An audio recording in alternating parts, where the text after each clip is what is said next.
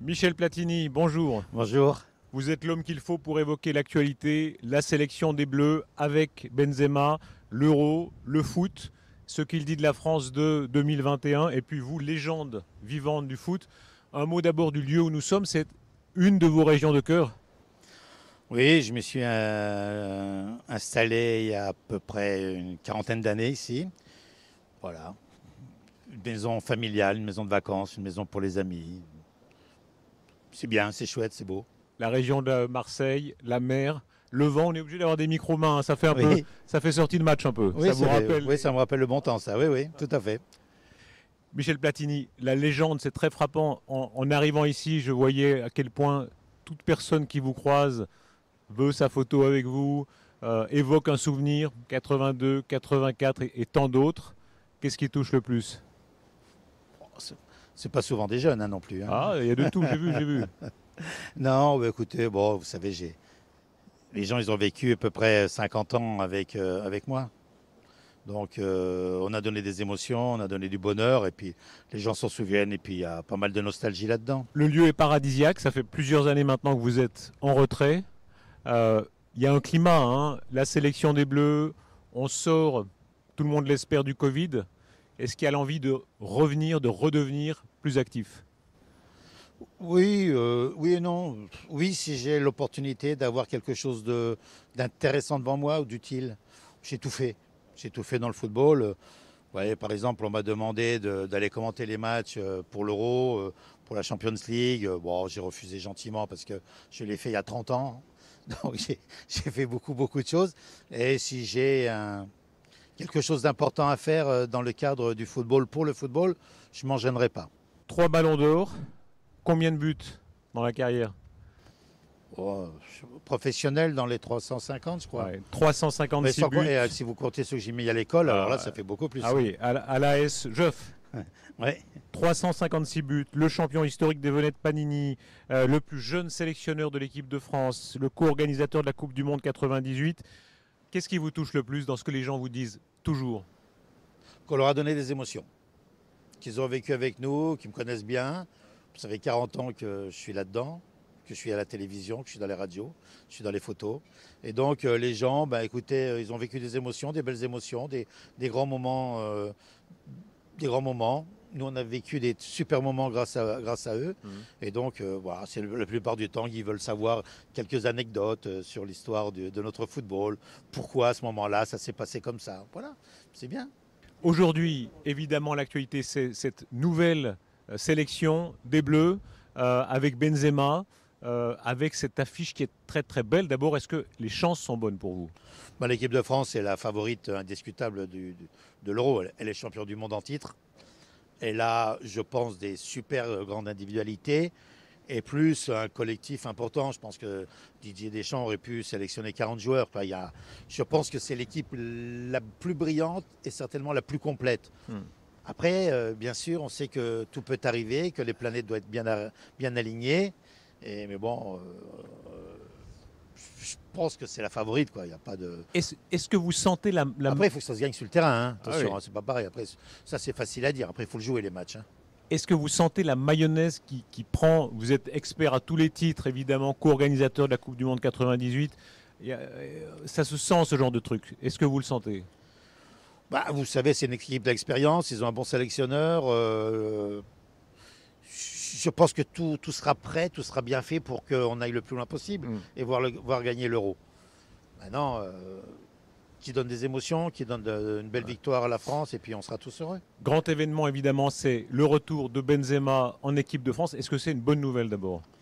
Vous savez, j'étais sélectionneur, donc j'aimais pas les avis de tout le monde. On a la chance d'avoir un entraîneur compétent, footballistiquement parlant. Ah. On a la chance d'avoir un entraîneur qui politiquement est pas mal non plus, Didier. Et donc, je pense qu'il faut se fier à lui. Et ce qu'il fera, lui, il le fera forcément très bien. Donc, voilà, s'il a pris Benzema, c'est que c'est bien. Les atouts personnels de Benzema, Ah, ses c'est un bon forces. joueur, Benzema. C'est un très, très bon joueur. On n'est pas l'avancante du Real Madrid pendant, je sais pas, 8, Ouais. 9 ans, 7 ans. Je sais pas du tout, ça c'est un très, très, très bon joueur. 33 ans, c'est l'âge du Christ. Il y a un site qui faisait le jeu de mots, c'est l'âge du kiff. Voilà, il est à pleine maturité. Je sais pas, je connais pas forcément Karim, mais si Didier l'a pris, c'est qu'il en a besoin et qu'il le mérite. Donc voilà, il faut se fier un peu au sélectionneur ou changer de sélectionneur. Voilà. Mais c'est un bon sélectionneur. C'est un bon sélectionneur. En plus, c'est oui, vous. en plus, c'est champion du monde. Vous et avez tout. contribué à le faire, Deschamps. Je l'ai sélectionné au début Ah bah voilà. pour la première fois, oui, c'est sûr. Ouais. Vous disiez il est très politique, il est habile. Il est habile et il communique bien, il est bien. Non, non, il sait y faire. Ouais. En plus, c'est un rôle un peu, il faut être un peu politique dans ce rôle-là. Hein. Benzema, il n'a pas la rapidité d'un Mbappé. Il y a quelque chose de vous en ça. Hein. Vous n'êtes pas parmi les plus rapides, Oui, mais un peu plus, oui. observation. Oui, oui. Ben, Benzema, il a mis en valeur Ronaldo pendant de nombreuses années, hein, avant Ouais. que Ronaldo parte, et là, il a explosé. Et je pense que l'association Benzema-Mbappé va être fantastique dans la mesure où Benzema peut, tout en brillant, mettre encore en plus Mbappé en valeur. Dans l'alchimie de cette équipe, avec Griezmann, avec Mbappé, voilà, il peut se passer quelque chose. C'est compliqué à dire. C'est compliqué à dire. Bon, on a trois grands joueurs. Maintenant, l'histoire a montré que, par exemple, les Galactiques du Real de Madrid, avec 50 joueurs devant, ils n'ont pas gagné, ils ont pas gagné de titre. Donc, vous savez, c'est compliqué. Après, c'est vrai que sur le terrain, c'est beau d'avoir, mais est-ce que une une association de grands footballeurs permet d'être meilleur? J'en suis pas certain. Une équipe de foot, c'est un puzzle. Il faut que le sélectionneur il trouve le bon puzzle. Des fois, on a besoin de gens peut-être moins brillants, mais plus utiles à l'équipe. C'est un kit ou double, trop de stars, ça peut aussi aller dans l'autre sens. Écoutez, ils ont un euro à gagner, ils sont champions du monde, donc ils sont les favoris de l'euro et de loin. Donc après, pour l'instant, tout s'est bien passé. J'espère que ça continuera. Pour Benzema, il y avait un chemin à faire, il y avait tout un passif, ce désaccord très fort qu'ils avaient avec Didier Deschamps. Est-ce que c'est un beau geste de la part de Je Deschamps? ne sais pas, je ne connais pas l'histoire. Quand Benzema disait que Deschamps a cédé à une partie raciste de la France, il a Je fallu... ne sais pas, moi j'étais en Suisse, je n'ai pas suivi tout ça. Vous le faites très bien, Michel, mais il a fallu passer par-dessus tout ça. Vous le disiez, un Deschamps habile. S'il le fait, c'est que c'est important. Voilà. Ouais. Moi, je ne vais pas rentrer dans ces choses-là parce que la clé de tout ça, c'est le sélectionneur. C'est lui qui choisit. Et donc, si lui pense que c'est bien, bah, c'est très bien. Dans un cas pareil, il y a un moment où on s'explique vraiment de personne à personne. Je vais vous raconter une anecdote. Un jour, j'ai sélectionné Eric Cantona, qui avait des problèmes avec l'Olympique de Marseille. Et je le vois en stage et je lui dis, Eric, je te sens pas. Il me dit, ah, je suis mal dans ma peau. Il me dit, mais pourquoi? Je lui dis, parce que je joue pas et puis vous me sélectionnez en équipe de France. Je lui dis, Eric, c'est moi le sélectionneur. Si je te mets en équipe de France, c'est que je pense que tu es le meilleur avant-centre. Ou sinon, je ne te prendrai pas, je te fais aucun cadeau. Voilà, c'est parti, c'était bien. Voilà. Entre Benzema et Deschamps, le désaccord est allé quand même très loin. Est-ce que dans un cas pareil, il faut passer par des excuses? Non, non, c'est une explication entre les deux et puis c'est fini. Ils ont tous les deux intérêt pour l'équipe de France que ça se passe bien. Ouais. Voilà. Et Karim et Didier. Il y a eu... Il faut avaler des couleuvres un peu de temps en temps. Et c'est le rôle des hommes publics d'avaler des couleuvres. Ouais. Ça vous est arrivé à vous? Mais bien sûr, mais tout le Ouais. monde, dans notre vie, on avale tous des couleuvres. L'image du foot, elle a beaucoup compté dans cette affaire. C'est l'affaire de la sextape avec ce chantage présumé sur Valbuena, avec tous les rebondissements que ça a supposé. Vous regardez tout ça d'un œil sévère ou indulgent en vous disant au fond c'est pas grave? De toute façon, je ne crois pas beaucoup à ce qui est rapporté par les journalistes parce que Ouais. comme j'ai vécu pas mal de choses, je sais un peu ce qui se dit, ce qui est juste et ce qui est faux. Donc je ne sais pas exactement ce qui est juste. Donc voilà. Est-ce que là il y a un changement de génération, disons des habitudes de génération par rapport à la vôtre? Bon, forcément, je pense que la société évolue, les générations sont différentes les uns des autres. Les jeunes de 20 ans sont différents d'aujourd'hui, les jeunes de 30 ans, des gens de 50 ans et des gens de 60 ans, bien sûr. C'est la société qui évolue. Quand Cantona disait le fait de ne pas sélectionner Benzema ou Ben Arfa, c'était parce qu'ils étaient nord-africains. Ce que dit Eric est souvent surprenant. C'est son point de vue. Je n'ai pas à juger son point de vue. S'il le pense, il le pense. Moi, je ne le pense pas. Je ne pense pas que Didier Deschamps sélectionnait en fonction des origines des joueurs. Alors Michel Hidalgo, il ne devait pas sélectionner les Italiens ou les Espagnols quand je jouais, quoi. Vous avez été issu de l'immigration. Oui. C'était les Italiens de Lorraine. Alors c'était une autre époque, hein. Oui, moi j'étais la troisième génération. Hein. Troisième. C'était Je suis un vieux Français. Hein. c'était plus facile. Oh, je sais pas. Je sais pas. C'était différent. Quand Benzema disait « je veux pas chanter la Marseillaise, je suis pas obligé de chanter la Marseillaise, donc je ne la chante pas », ça a laissé des traces? Je sais pas, nous, on avait une génération, on ne la chantait jamais, la Marseillaise. Ça a commencé à chanter dans les années 90, je pense, à cause du rugbyman qui la chantait. Ben, on se demandait pourquoi les Français ne la chantaient pas. Puis je vais vous dire, après on a commencé à regarder, les joueurs s'ils chantaient l'équipe de France en fonction de leur couleur. Et parce qu'il y en a un qui était un peu plus coloré, et il disait tiens, il ne chante pas, il ne doit pas aimer la France. Donc c'est faux. Nous, on ne chantait pas l'équipe de France, pourtant on était tous blancs. Ça, c'est des fausses polémiques d'après vous? Oui, c'est des polémiques politiques, ouais, qu'on connaît bien tout ça, oui. Aujourd'hui, hein. Après, les gens ne sont pas obligés de chanter la Marseillaise. Ouais. En plus, vous savez, moi, pourquoi on ne chantait pas la Marseillaise? Parce que moi, je partais d'un principe que c'est un hymne guerrier. Ben, nous, on n'allait pas faire la guerre, on allait jouer au foot. Peut-être qu'aujourd'hui, s'ils font la guerre, ils chantent la Marseillaise. Ouais. Les rugbyman, ils sont plus dans un truc guerrier, de combattant. C'est pas pareil, c'est pas le même sport. Si la Marseillaise avait été un hymne d'amour au pays, tout ça, je l'aurais très certainement chanté. Mais un hymne guerrier, donc là, si je ne me la sens pas. Si vous jouiez maintenant, vous ne la chanteriez pas? C'est différent, c'est 30 ans après. Ouais. Aujourd'hui, si je ne la chanterais pas, peut-être que je me ferais critiquer, tandis qu'à l'époque, tout le monde s'en foutait, sincèrement. Ça a pris une dimension politique. Quand Jordan Bardella, vice-président du Rassemblement national, aujourd'hui dit que c'est déshonorant le fait que Benzema n'ait pas chanté la Marseillaise. C'est pas d'aujourd'hui les remarques que l'on fait sur le fait de chanter la Marseillaise ou les couleurs des joueurs de l'équipe de France. Bon, c'est un thème récurrent. Ouais. Il y a une hypersensibilité aujourd'hui. Tout est pris sous ces angles identitaires. Vous voyez à quel point tout le monde est sensible. C'est la communication qui est très importante. Ouais. Aujourd'hui, il y a un Chinois qui dit une connerie, tout le monde le sait dans la seconde. Non, c'est ça qui a changé, c'est la communication qui a changé. Vous avez été au cœur de 98, l'équipe Black Blanc Beurre. On a l'impression que c'est un peu loin, c'est-à-dire qu'aujourd'hui, il y avait cette presse de naïveté vue d'aujourd'hui. C'est loin tout ça? Bon, c'est devenu Black Blanc Beurre à la fin quand l'équipe de France a commencé à gagner. C'était pas comme ça au départ. Ouais. Il faut se souvenir un peu. Non, mais bon, c'est des termes récurrents qui sont pas très agréables. Mais bon, la France, c'est la France, avec ses diversités, avec ses gens différents. Et puis voilà. Et puis si c'est des bons footballeurs, tant mieux. S'ils chantent la Marseillaise, tant mieux. S'ils chantent pas la Marseillaise, tant mieux. Voilà, qu'on arrête ces bêtises. L'important, c'est que les joueurs donnent une belle image de l'équipe de France et de ce qu'ils représentent. Chaque jour presque amène sa polémique. L'hymne fait par Youssoupha, le même Jordan Bardella qui dit on a cédé, dit-il, à la partie racaille de la France parce qu'il y avait ces paroles de Youssoupha contre Marine Le Pen. Tout ça est piégé, tout est piégé. Écoutez, là, pour cela, il y a une fédération française c'est l'hymne de la fédération française. Ouais. Posez la question au président de la fédération française. Mais votre sentiment à vous, c'est bien ou pas? Ben moi, j'ai trouvé que, je sais pas, crie ton cœur en bleu, un truc comme ça. C'est une ode à l'équipe de France. Et aller en équipe de France, c'est formidable. Je vois pas où est le problème. Donc ça vous plaît?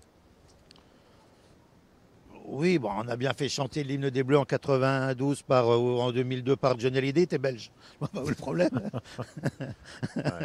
Donc voilà. Bah, non, mais bon, bon, moi, c'est de la rigolade. C'est-à-dire, il n'y a aucun intérêt. C'est de la com. Est-ce que c'est que de la com? Parce qu'on sent, dans la société française, il y a une inquiétude sur ces sujets qu'il n'y avait pas dans votre époque. Non, la société française, non. Des politiques peut-être, mais la société française, je pense pas. Je pense pas. Jordan Bardella, en l'occurrence, c'est pas marginal. Hein, c'est en partie crédité dans un sondage récent de 47% au second tour de la présidentielle. Ouais, ça représente aussi du monde.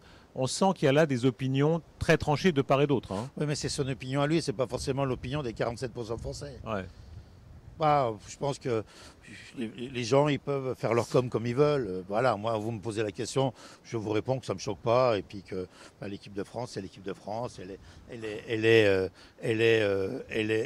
ouverte à tout le monde et tous les Français peuvent jouer en équipe de France, qu'ils soient d'origine italienne, française, du Kosovar, albanais, suisse ou africain ou antillais. Il n'y a aucun souci sur le français. Donc il n'y a aucun souci là-dessus. Moi. Refermer tout ce chapitre, pour vous, c'est bien, si je comprends bien.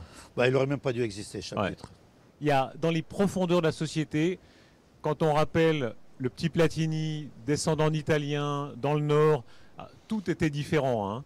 Mais vraiment, c'est aussi simple aujourd'hui. Dans l'Est, pardon. oui, non, pardon, Lorraine, Joffre. Voilà. Il y a peu de Français qui savent où c'est Joffre, je suis sûr. Hein. Bientôt, il va y avoir un musée.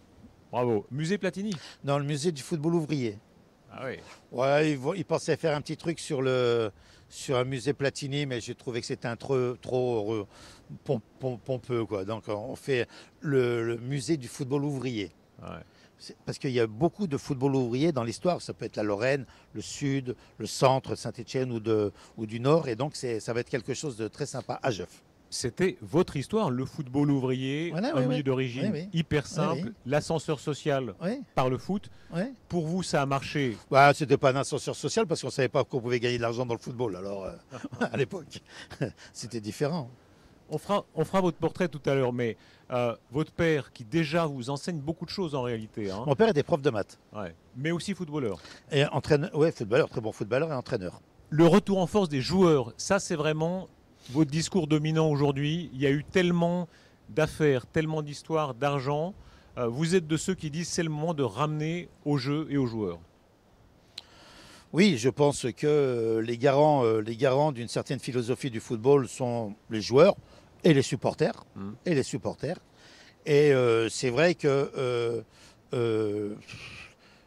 l'arrivée de l'argent, la cupidité des uns, la cupidité des autres, la politique qui ne nous a pas aidés en faisant l'arrêt Bosman, la libre circulation des ouvriers n'a pas aidé. Parce que c'est plus facile aujourd'hui pour des gens très riches d'acheter tous les meilleurs joueurs, alors qu'avant ils ne pouvaient pas le faire. Donc c'était séparé dans beaucoup d'équipes. Donc voilà, il y a pas mal de choses de faire et c'est bien que les joueurs ils reprennent un peu le pouvoir.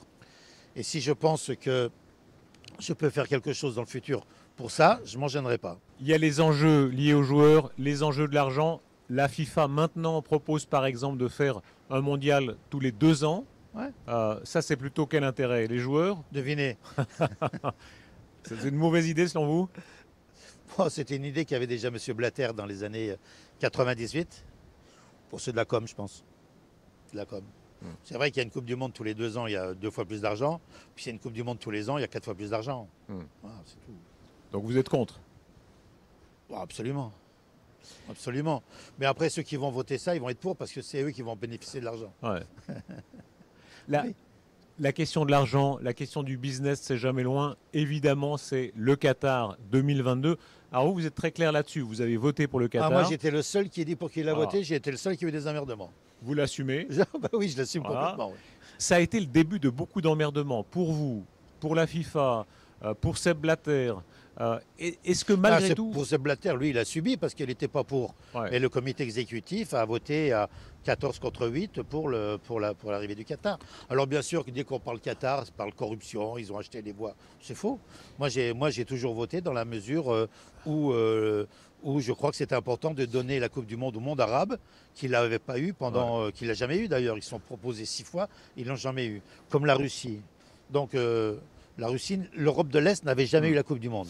Est-ce qu'il n'y a pas quand même un problème du Qatar quand on voit tout ce qui a suivi le Bien fait sûr que... qu'il y a des problèmes et bien sûr qu'il y a des choses. C'est pas pour autant qu'il faut punir les gens de ne pas recevoir la Coupe du Monde. C'est pas parce que les dirigeants ont une façon différente de gouverner de la nôtre que les gens n'ont pas le droit de recevoir la Coupe du Monde. C'est pas le premier pays. C'est comme la Chine, on dit il ne faut pas que la Chine fasse tout ça. C'est pareil, les Chinois ils ont le droit de recevoir la Coupe du Monde.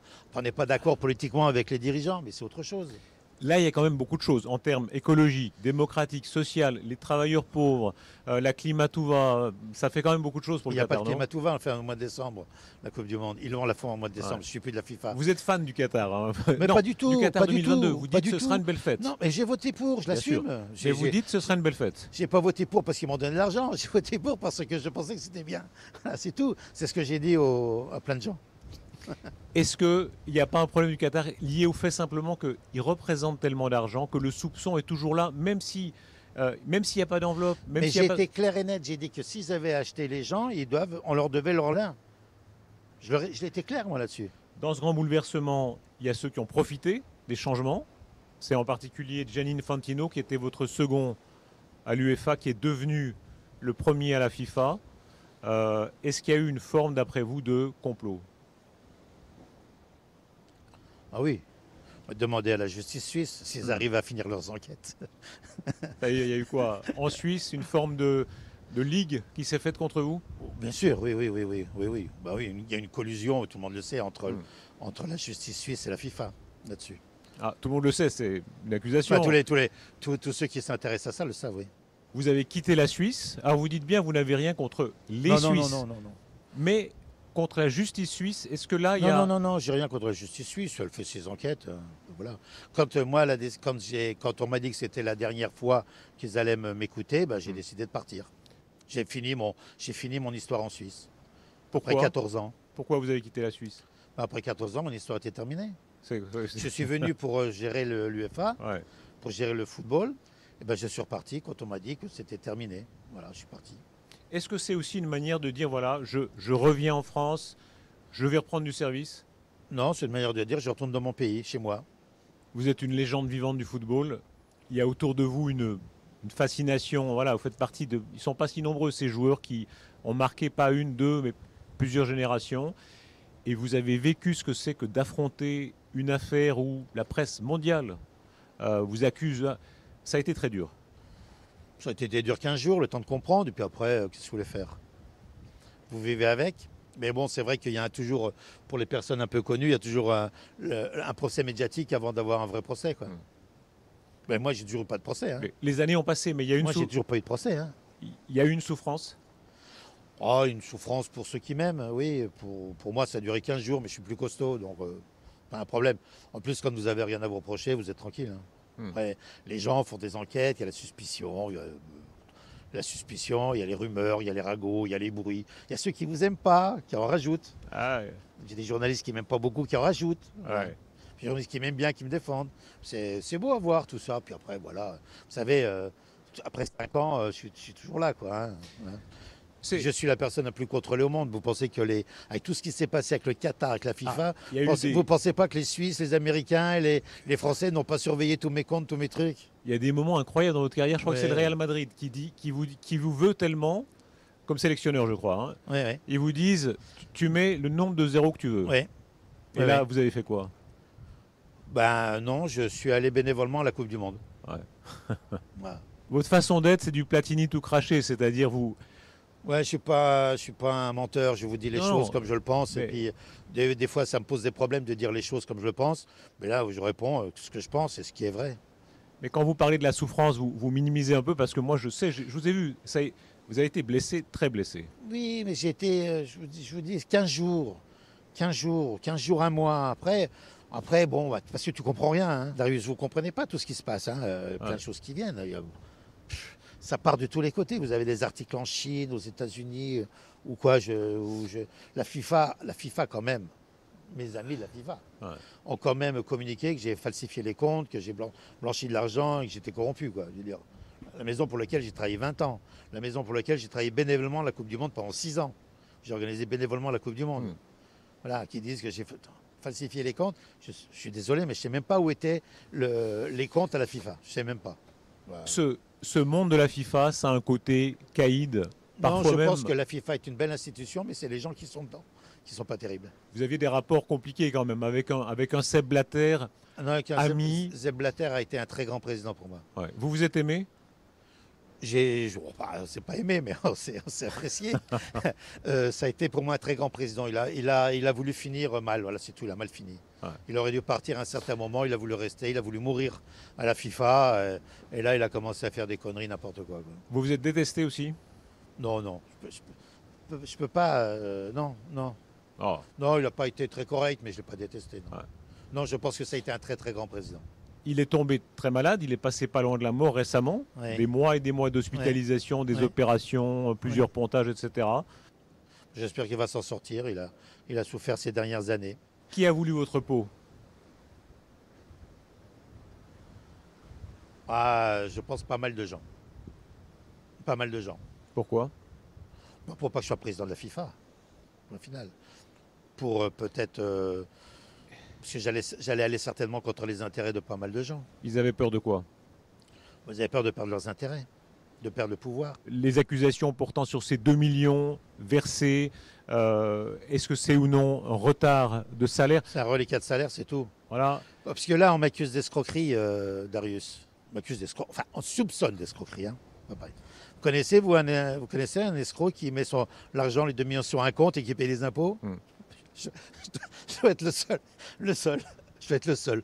Mais bon, c'est comme ça, vous le savez, hein, on a le droit d'avoir de la suspicion. Michel Platini, quelle que soit la fin de toutes ces histoires, est-ce que vous comprenez le point de vue des gens qui disent il y a eu trop d'argent quand on articule ces montants, même si tout est légal, semi-légal, il y a eu trop d'argent dans tout ça, là, ce business a pris une ampleur trop grande.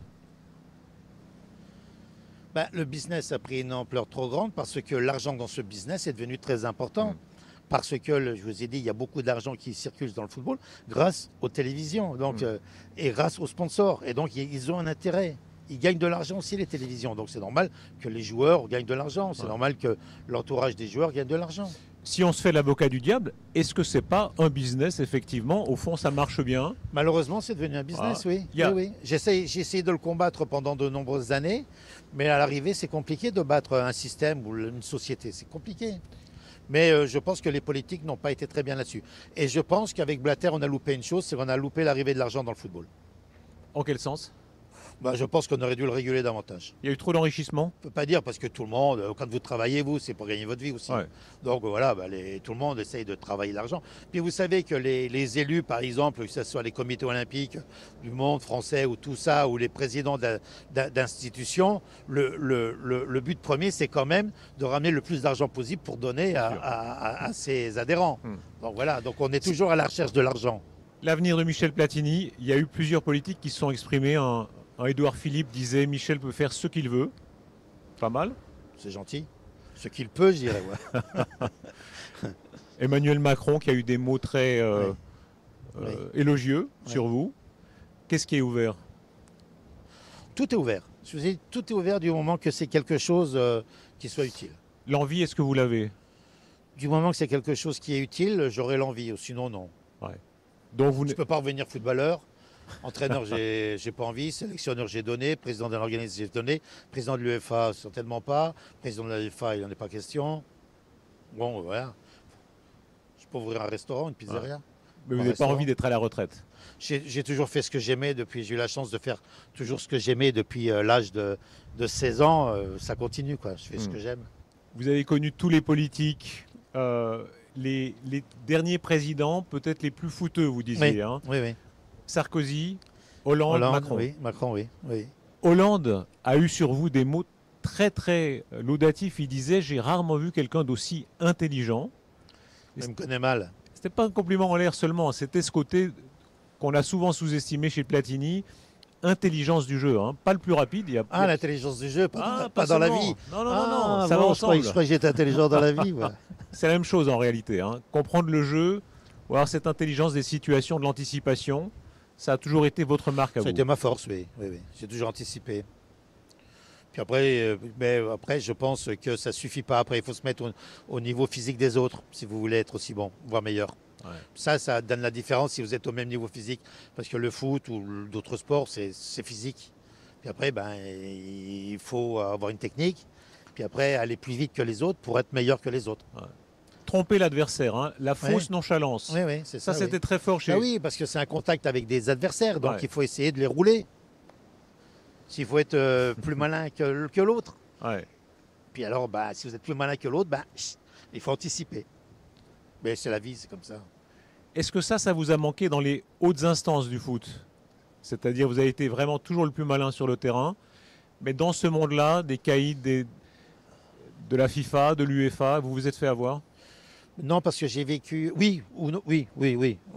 Je pense que j'ai vécu dans un monde, le monde du foot. J'ai été élevé là-dedans. Le monde du jeu, le monde du terrain. Puis après, je suis tombé dans le monde de la politique. Et je suis venu avec mes idées du terrain. Mais sur un terrain, on va tous dans le même sens. Mais je suis tombé dans un monde où il n'y en a pas beaucoup qui vont dans le même sens. Ils vont surtout dans le sens de leurs affaires ou de leur gueule. Et là, ça a été différent pour moi. Ça, je l'ai compris une fois que c'était trop tard.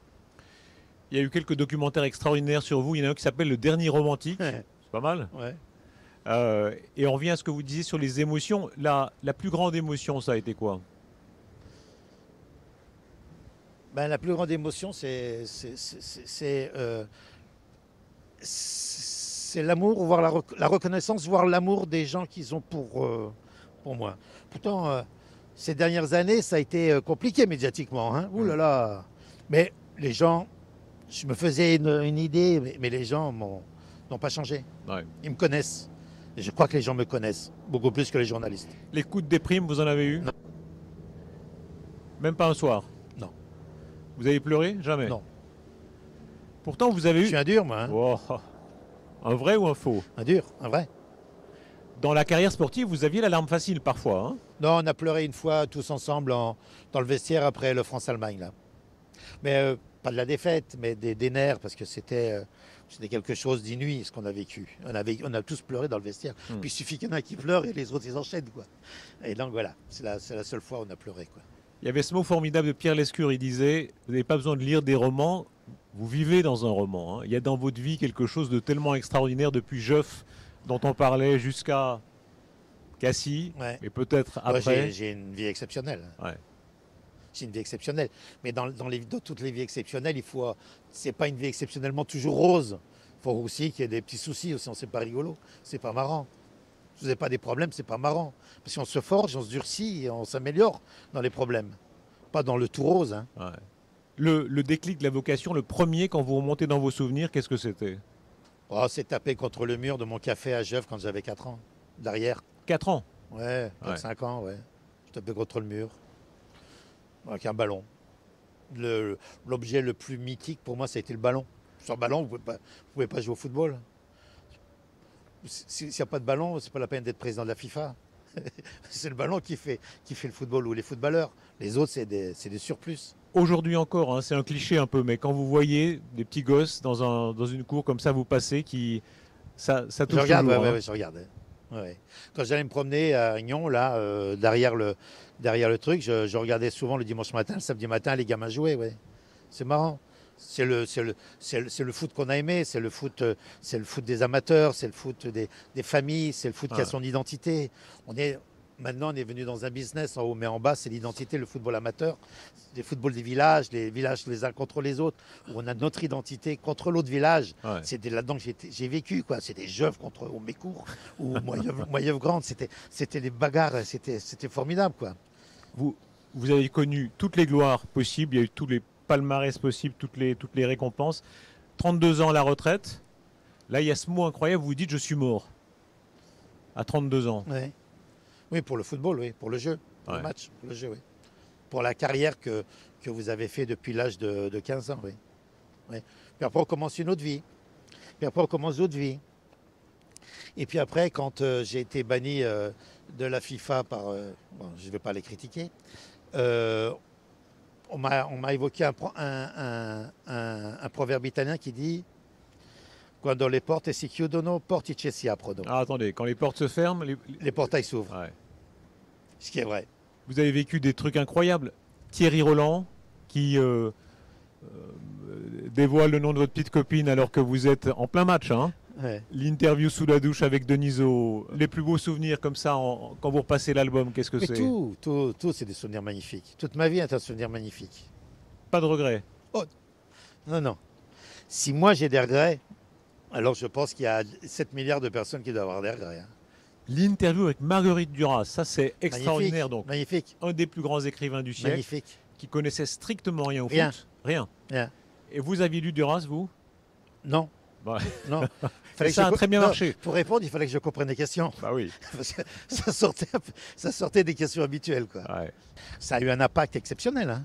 Rares sont les joueurs qui ont marqué à ce point-là. Si d'une seule phrase, il fallait commenter le caractère de quelques joueurs, qu'est-ce que vous diriez pour Pelé, par exemple? Pelé, c'est même plus un homme, c'est un mythe. C'est Ouais. Dieu. C'est notre Dieu du football. Qu'est-ce qui a fait sa différence à Pelé? Qu'il a gagné 3 Coupes du Monde et puis qu'on ne le voyait pas. Et puis c'est son histoire que nous racontaient nos anciens journalistes, nos parents, mon père, les gens du football. Pelé, Coupe du Monde 58, j'avais 3 ans. Coupe du Monde 70, magnifique. Coupe du Monde 66 où il était blessé, 74, magnifique. Maradona? Maradona, c'est difficile. Pelé, je ne l'ai pas vu jouer. Maradona, j'ai joué contre pendant 4 ans. Ouais. Donc, il est plus humain que Pelé pour moi. j'y jouais. On se tenait par le maillot, on s'embrassait quand on se voyait et tout ça. Oh, ça a été un génie. Ça a été un génie du football. Un homme spécial, un peu compliqué, mais un gentil garçon, très gentil garçon. Ouais. Mais après, je pense mal entouré. Messi, qu'est-ce qu'il représente pour vous, Messi? Messi, ça a été. Messi, Ronaldo ont été les deux plus grands joueurs de cette dernière décennie, voire ces 15 dernières années. Après, on me demandait toujours Messi, Ronaldo, Ronaldo, Messi. Merci, hein.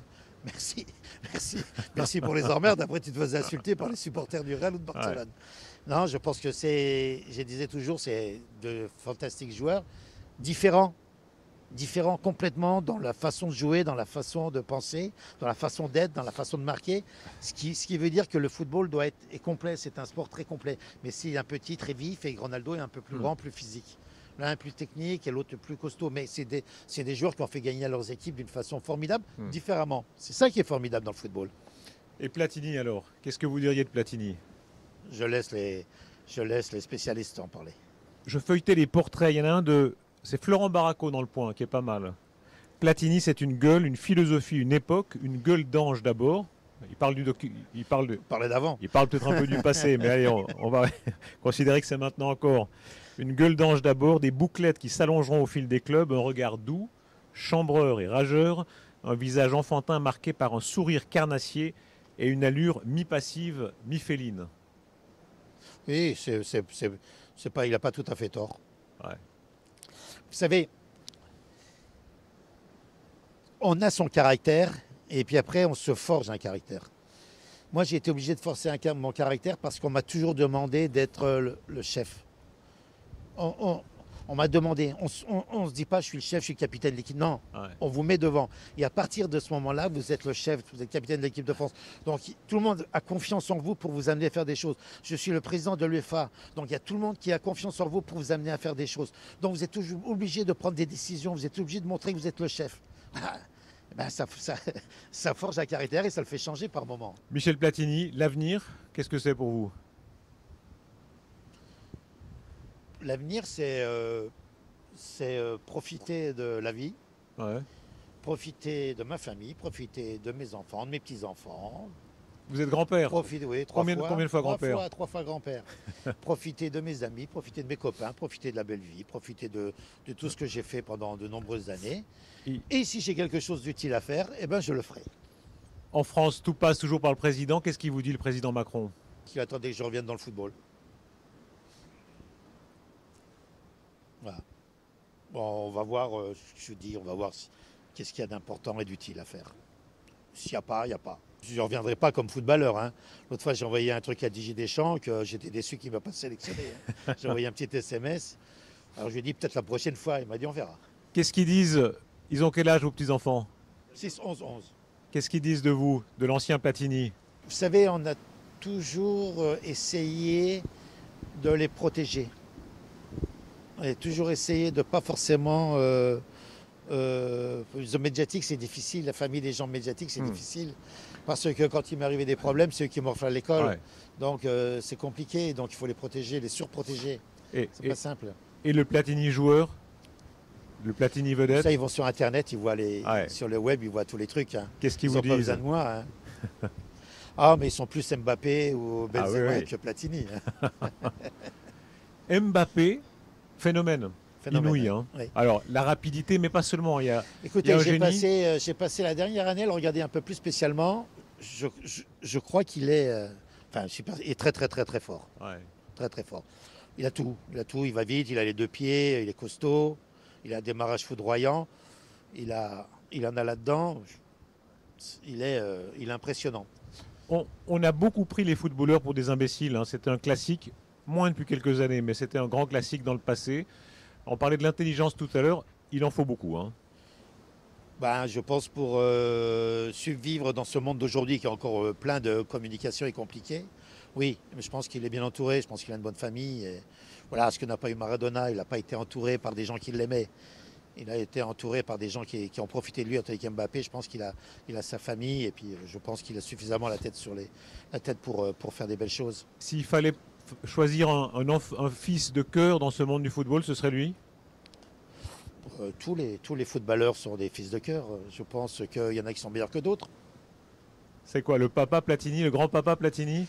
Non, mais je pense que au football, on joue, c'est une équipe, donc on ne raisonne jamais individuellement. Il n'y a pas de grands joueurs sans grande équipe. Il n'y a pas de grande équipe sans grands joueurs. Merci Michel.